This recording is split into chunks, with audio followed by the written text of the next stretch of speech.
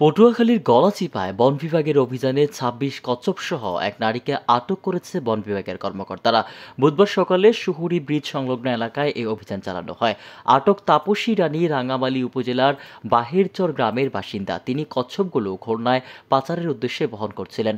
বন বিভাগের সূত্রে জানা গেছে, তাপসী রানী একটি বস্তায় ২৬টি কচ্ছপ নিয়ে মোটরসাইকেলে করে যাচ্ছিলেন। কচ্ছপগুলোর মধ্যে ৯টি সন্ধি কচ্ছপ এবং ১৭টি দূর কচ্ছপ রয়েছে, যেগুলো সংরক্ষিত প্রজাতির অন্তর্ভুক্ত। পরবর্তীতে মোবাইল কোর্টের মাধ্যমে বন্যপ্রাণী সংরক্ষণ আইন ২০১২ অনুযায়ী তাপসী রানীকে ১ বছরের কারাদণ্ড এবং ১,০০০ টাকা জরিমানা করা হয়। মোবাইল কোর্ট পরিচালনা করেন গলাচিপা উপজেলার সহকারী কমিশনার ভূমি ও এক্সিকিউটিভ ম্যাজিস্ট্রেট মোহাম্মদ নাসিম রাজা।